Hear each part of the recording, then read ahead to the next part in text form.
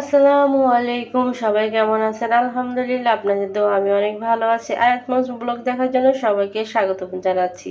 সবাই কেমন আছে? আল্লাহ পাকের কাছে দোয়া করি যে সবাই ভালোই থাকেন। আমিও আপনাদের দোয়া আল্লাহর রহমতে অনেক ভালো আছি। আজকে কোনো রেসিপি নেই, শর্টকাটে রান্না, শর্টকাট দেখিয়ে নিব আজকে কি রান্না করলাম। চিংড়ি মাছ তো লবণ দিয়ে ভেজে নিলাম, তেলের মধ্যে ঘ্রাণ আসার জন্য হলুদ মরিচ দিয়ে দিব এখন।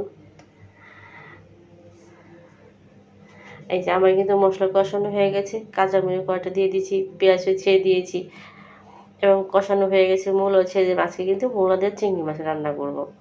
তাই মূলো চিংড়ি মাছ রান্না করে ফেললাম। এখন আমি রান্না করব মুরগির মাংস। মুরগির মাংস কিন্তু আগে আমি ভেজে নিলাম এবং পেঁয়াজও ছেড়ে দিয়েছি। এই যে পেঁয়াজে হলুদ মরিচ আদা রসুন সবই দিয়ে দিলাম। এখন ভালো করে কষিয়ে নেব একটু পানি দিয়ে।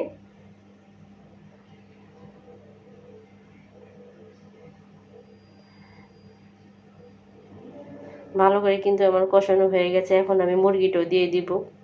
আর আমি এখন ছাদে থেকে একটু ঘুরে আসি, কারণ ছাদে যে পুঁই শাক হয়েছিল, সেই পুঁই শাকে আজকে মুরগির মাংস দিয়ে রান্না করবো। এই পুঁই শাক এখান থেকে কেটে নিলাম, এই যে পাতাও কেটে নিলাম। এই টবে থেকে কিন্তু আমি পুঁই শাকটা নিয়েছি, যতটুকু আছে পুঁই শাক রান্না করি সেইটাই। তো এই পুঁই শাকটা আমি কেটে বেশি পরিষ্কার করে নিই, তারপর আপনাদের সাথে শেয়ার করি। এই যে আমার কিন্তু পুঁই শাক কাটা শেষ। আবার সাথে দু একটা পুঁই শাকের যে বিচি বা মোচা বলে, সেটাই কিন্তু আমি এই যে তুলে নিয়েছি। গাছের পুঁই শাকে কিন্তু তুলেছি।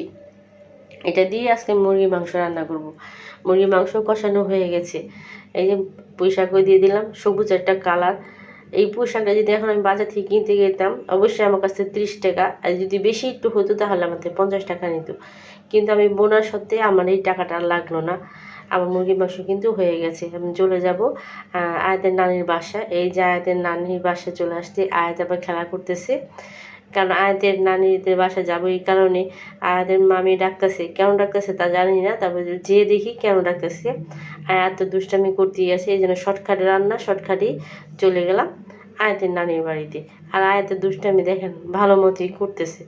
তবে আমি যেটা বুঝতে পারলাম যে তারা আমার জন্য একটা সারপ্রাইজ রেখেছিল, সেটা হচ্ছে আমার বার্থডের জন্য।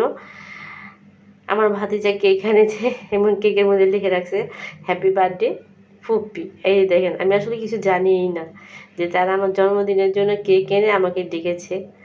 সবাইকে অনেক অনেক ধন্যবাদ। আসসালামু আলাইকুম। সবাই আমার পাশে থাকবেন, আমার জন্য দোয়া করবেন। আল্লাহ হাফিজ।